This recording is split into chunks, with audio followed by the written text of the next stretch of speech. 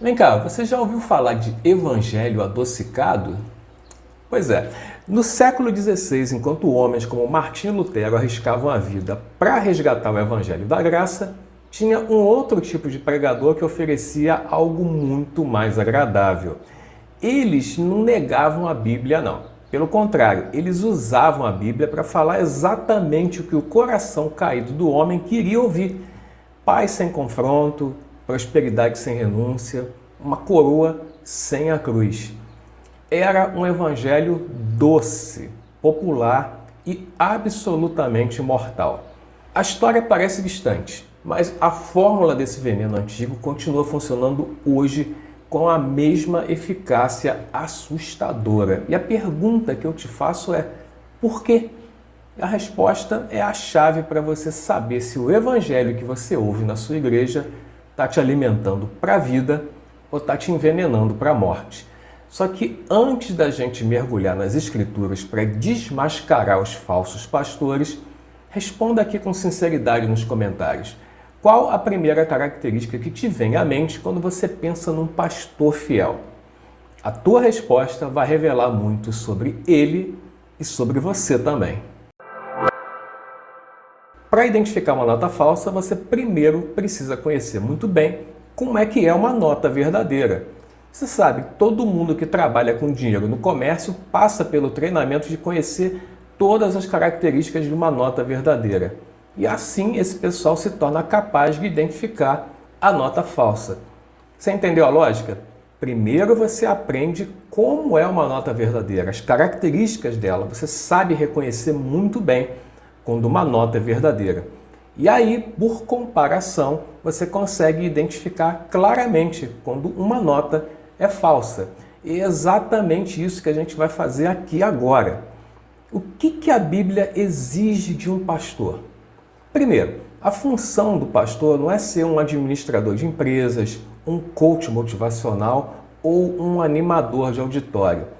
Só que, infelizmente, logo de cara a gente percebe que boa parte dos pastores se encaixa em uma dessas definições. As Escrituras usam 3 palavras para se referir ao pastor. E aqui a gente já percebe que uma grande quantidade de empresas ainda não entendeu muito bem isso e usa esses termos numa escala hierárquica. Um é melhor do que o outro. O primeiro termo é presbítero, que significa um homem vivido e maduro espiritualmente. O segundo termo é bispo, que significa um supervisor, que guarda e zela.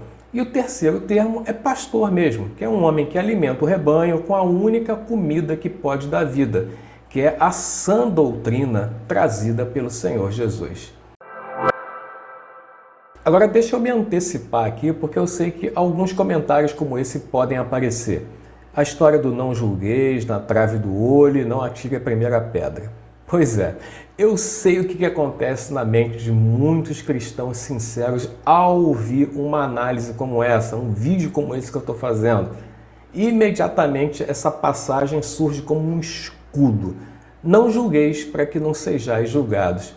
E o desejo por trás desse pensamento é bom. Ninguém deve apontar um erro do outro com espírito de superioridade. Então vamos analisar essa própria arma que alguns insistem em usar para defender pastores e igrejas infiéis. Jesus, no mesmo sermão, logo após dizer não julgueis, ele ordena: tira primeiro a trave do teu olho, e então você verá claramente para tirar o cisco do olho do seu irmão. A ordem de Cristo não é para omissão, não é para ficar quieto, não é para fingir que não está vendo. A ordem é para correção feita com integridade. O julgamento que ele proíbe é o hipócrita e não o julgamento em si. A orientação de Jesus é: para de pecar e só aí corrija o erro do seu irmão. Agora você tem que ter em mente uma coisa: nem sempre é possível ir ao irmão para corrigir o erro dele. E o erro que ele está cometendo está prejudicando muita gente. Muitas pessoas com acesso a essa pessoa já tentaram ir até ela para corrigir e o cara recusou a correção. E nesse caso, a única coisa que resta é a denúncia para alertar outras pessoas para que elas não caiam no erro e no engano do pastor infiel. As Escrituras nos dão um mandato inegociável para o discernimento. A inteligência que Deus deu para mim e para você não é à toa, ela foi feita para ser utilizada debaixo da orientação do Espírito Santo. João ordena: provai se os Espíritos são de Deus. Paulo lança uma maldição sobre quem prega outro evangelho. E Tito diz que o dever do presbítero é o de convencer os que contradizem. O mandato de Cristo, a ordem de Cristo, é de julgar a doutrina. Eu acabei de te mostrar isso nas Escrituras. O verdadeiro pecado é usar as palavras de Jesus como um escudo, uma desculpa para proteger um evangelho falso, uma igreja falsa, um pastor falso. É se omitir por um falso amor, permitindo que as ovelhas sejam envenenadas. Isso não é piedade, é cumplicidade, não é amor, é conivência com o erro. E a questão aqui, minha irmã, meu irmão, não é se a gente deve julgar a doutrina, pois Deus já manda a gente fazer isso. A questão é se teremos a coragem de obedecer a Deus e fazer o que Ele manda.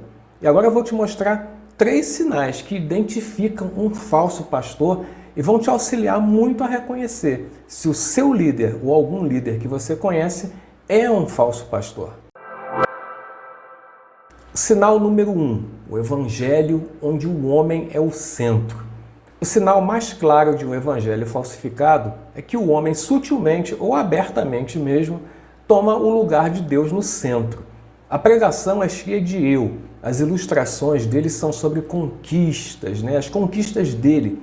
A Bíblia se torna um mero manual para resolver os seus problemas, realizar seus sonhos, garantir suas vitórias. Jesus deixa de ser um tesouro final para se tornar uma ferramenta que te ajuda a conseguir os tesouros dessa vida. Vamos seguir uma lógica para entender melhor esse negócio. Se o Evangelho é sobre vitória e sucesso, então o apóstolo Paulo, com seus naufrágios, prisões, açoites, perseguições, é um crente de segunda classe, Alguém que não soube decretar a própria bênção dele. É ou não é? As centenas de cristãos que morreram destroçados por animais ferozes, por divertimento dos romanos lá nas arenas, Esse pessoal então não teve fé suficiente para determinar o seu próprio livramento, não orou com determinação suficiente, não fez as correntes certas, não jejuou os dias suficientes, não é? A verdade é que João Batista disse: é necessário que ele cresça e que eu diminua. O evangelho falsificado inverte essa lógica. O resultado é um sistema de poder construído para glorificar o homem, medido por números, aplausos e não por fidelidade a Deus. Esses falsos pastores que são amados por suas filiais espalhadas aí pelo Brasil e até pelo exterior, no dia do juízo vão chegar diante de Jesus e dizer: Senhor, a gente não construiu centenas de igrejas Brasil afora, até em Miami a gente tinha igreja, Senhor. A gente não tinha milhões de seguidores aí nas redes sociais em teu nome. A gente não enriqueceu com os dízimos e ofertas e gozamos do bom e do melhor porque éramos abençoados pelo Senhor. Então, esses falsos pastores irão ouvir de Jesus talvez a resposta mais terrível das Escrituras: nunca os conheci, afastem-se de mim. Em outras versões, o texto é ainda mais forte, Sinal número 2. O evangelho que ele prega envolve prazer aqui nessa vida. Uma consequência direta do primeiro sinal é a pregação de um evangelho sem cruz. O falso pastor oferece a coroa da glória, mas esconde a jornada de sofrimento, a jornada natural do cristão. As palavras negue-se a si mesmo, tome a sua cruz, arrependimento, santidade, são trocadas por um outro tipo de vocabulário, um vocabulário de autoajuda. Conquiste, receba, determine, tome posse, você merece, você é a coroa da criação, você é a menina dos olhos de Deus, você é o cara. Isso é perigoso, porque adultera a condição que o próprio Cristo estabeleceu. Se alguém quiser vir após mim, negue-se a si mesmo, tome a sua cruz e siga-me. Aí você pode perguntar, mas Deus não quer me abençoar? Sim, eu acho que Ele quer sim abençoar as pessoas que são obedientes a Ele. Só que a maior bênção que Deus te deu não foi a promessa de um carro novo, mas foi o perdão dos seus pecados. E Ele nos prometeu que nesse mundo a gente teria aflições e que o sofrimento é a ferramenta que Ele usa para nos moldar à imagem de Jesus. Na verdade, a vida do cristão é repleta de sofrimentos com os quais ele luta durante toda a sua vida. E Deus dá a cada um de nós, segundo aquilo que Ele, segundo a soberania dEle, quer dar. A uns, Ele dá uma vida simples, com o básico. A outros, Ele dá uma vida abundante. Uns lutam contra doenças, outros contra injustiças, e por aí vai. Já outros vivem uma vida relativamente livre de problemas e aborrecimentos. Por que isso acontece? Porque Deus é soberano. Deus quis que fosse assim. Todo cristão precisa entender que a sua trajetória é única. Eu sou diferente de você, que é diferente de outra pessoa. O fato de um irmão ser bem-sucedido financeiramente não quer dizer que você também vai ser. E a gente sabe que Deus faz todas as coisas cooperarem para o bem daqueles que o amam e que são chamados de acordo com o seu propósito. O falso pastor vem de um atalho para a glória. O verdadeiro pastor te prepara para a jornada, mesmo que ela inclua um vale da sombra da morte, um vale de sofrimentos, o deserto, a peneira, o moinho, né? Esses termos são muito usados no meio pentecostal. Mas por que Deus faz isso? Porque Ele é bom, porque Ele sabe que isso é bom para você. E você tem que ter em mente que seja lá qual for a situação que um cristão fiel passe, essa situação será usada por Deus para o bem dele. Concorda comigo? Bom, pelo visto você quer entender o assunto, senão você não teria chegado até essa parte do vídeo. Não são todos não que têm coragem de ouvir essas coisas que eu estou dizendo e continuar assistindo. É bem provável que Deus queira te mostrar alguma coisa, né? Então, vamos ver o terceiro sinal que pode identificar um falso pastor. Esse talvez seja o corte mais profundo dessa espada de dois gumes que corta até as medulas, né? Eu te pergunto, como um pregador pode desprezar a Bíblia enquanto ele segura essa Bíblia nas mãos todos os dias? Quando ele leva para o culto e a manuseia, a questão não é se ele usa a Bíblia, a questão é como ele usa. Para o falso pastor, a Bíblia não é a palavra final, inerrante e autoritativa de Deus. A Bíblia é só uma caixinha de ferramentas, um conjunto de versículos isolados para apoiar as ideias que ele tem. É como um amuleto para dar legitimidade às suas novas revelações. Ele não te ensina a pensar biblicamente. Ele te dá versículos-chave para você decretar a sua vitória. É ou não é? Quando um falso pastor disse, o Senhor me revelou, blá, blá, blá, o que ele está fazendo na prática? Ele está colocando a experiência subjetiva dele acima da autoridade objetiva das Escrituras. Pensa nisso. Se a autoridade final é uma nova revelação do pastor ou um sentimento no coração dele, qual é a necessidade de um livro antigo e imutável? Por que Deus se daria ao trabalho de preservar a sua palavra por milênios se ela pudesse ser substituída por uma nova revelação, um arrepio, um sonho, um sentimento? Mas nem sempre o engano é tão óbvio.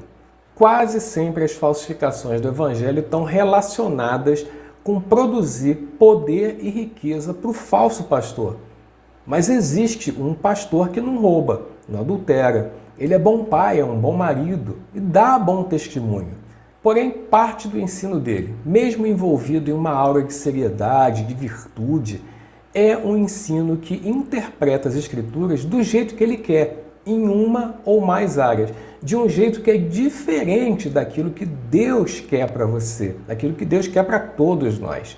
E talvez esse seja o falso pastor mais perigoso. Aquele que tem cara de pastor fiel, tem cheiro de pastor fiel, se veste como pastor fiel, anda como pastor fiel, tem atitude de pastor fiel, mas a mensagem dele está parcialmente corrompida. Quase tudo na mensagem dele é verdadeiro e fiel, E ele próprio provavelmente é uma pessoa honesta. Só que em determinados pontos ele distorce a palavra de Deus. E somente cristãos que realmente conhecem a Escritura conseguem discernir isso. E é por isso, meu irmão, minha irmã, a importância de você ler as Escrituras sobre a supervisão direta do Espírito Santo de Deus, duvidando do seu pastor. É isso mesmo que você ouviu. Duvide do seu pastor, porque é isso que a Bíblia ensina você a fazer. Não está acreditando em mim? Olha só. Os judeus que moravam em Bereia tinham a mente mais aberta que os de Tessalônica e ouviram a mensagem de Paulo com grande interesse.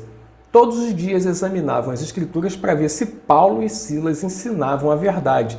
Eles não acreditaram em Paulo e Silas. Eles viam lá Paulo e Silas com cara de pastor, jeito de pastor, com a Bíblia debaixo do braço. Estou fazendo aqui, criando uma ilustração, né?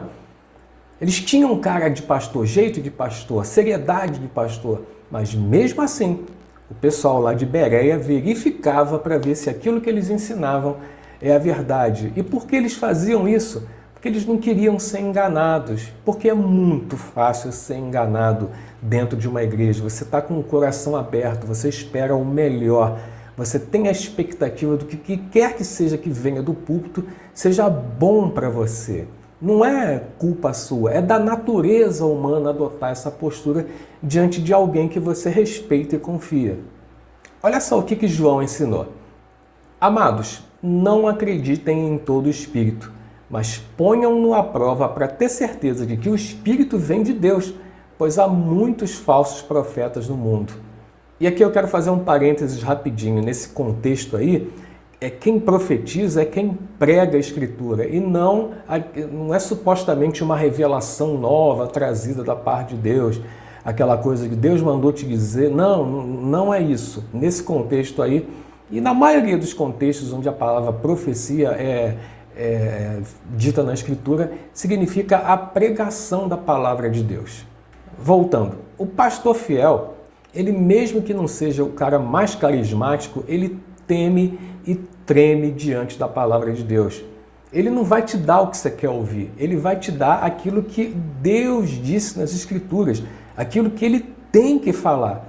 Porque a alma eterna das ovelhas vale mais do que a popularidade passageira desse pastor. E o pastor fiel, ele sabe que ele vai dar conta das suas atitudes diante de Deus no dia do juízo. E se você reconheceu no seu líder, em alguém próximo, em alguém que você respeita e admira algum desses sinais, a resposta não é iniciar uma guerra contra a sua igreja nem contra essa pessoa. A primeira atitude é orar por essa pessoa, pela igreja, por aqueles que estão debaixo da supervisão e orientação desse falso pastor. E a segunda coisa é correr para as Escrituras. O antídoto, o maior antídoto, o melhor antídoto contra os lobos não é criticar os lobos, mas conhecer internamente a voz do verdadeiro pastor, do Senhor Jesus.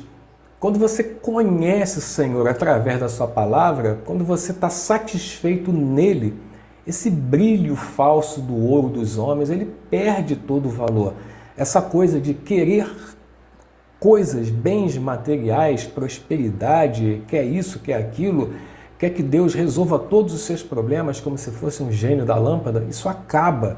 E se você chegou até aqui, é muitíssimo provável, eu creio nisso realmente, que Deus esteja te guiando nessa jornada para longe dos falsos profetas, para abrir os seus olhos e te mostrar certas coisas. Esse processo aconteceu comigo e eu não aceitei logo de cara, não. Demorou uns bons 10 anos para que finalmente eu tivesse uma consciência a respeito dessas coisas. Eu te digo, meu irmão, minha irmã, ore para que Deus te envie para uma igreja fiel, conduzida por um pastor fiel, se você percebeu que você está no local onde isso não existe. Vem cá comigo. Eu quero que você se lembre de uma coisa em relação ao dia do juízo. Todas as advertências que Deus fez para os homens, fez e faz, através dos seus servos fiéis, serve para dois propósitos. Para aqueles que ouvem essas advertências, percebem algum erro, corrigem, se arrependem e passam a andar em fidelidade, essa atitude serve como uma carta de absolvição. Já para os que ouvem essas mesmas advertências e rejeitam, isso serve como uma carta de condenação para o fogo eterno. As mesmas advertências servem para a absolvição daqueles que creram e obedeceram e serve para a condenação daqueles que ouviram e rejeitaram. Jesus é o bom pastor, aquele que dá a vida pelas ovelhas. Ele não te explora, não te engana, não te abandona. A voz dele é clara e está disponível para você nas páginas da Bíblia, se você não quiser ser enganado por outros homens e nem por você mesmo. Entenda que é importante que você não queira se enganar a respeito da Bíblia, do que a Bíblia diz. É importante que você leia e aceite aquilo que Deus diz para você, ainda que seja duro. Eu vou te dizer, meu amigo, minha amiga, muitas vezes vai ser duro e difícil de aceitar aquilo que Deus quer que você faça. Mas é o custo de servir a Jesus. É isso que significa pegar a sua cruz, negar a si mesmo e segui-lo. E se esse vídeo trouxe clareza para você, uma das formas de lutar contra esse evangelho falsificado é compartilhar esse vídeo aqui com alguém que também precisa ouvir essa verdade. E se você deseja continuar afiando a sua mente, se inscreva aqui no canal. Se for da vontade de Deus, eu vou continuar a publicar outros vídeos como esse que vão te ajudar a perceber os vários enganos que existem por aí. Obrigado por assistir até aqui. A gente se vê no próximo vídeo.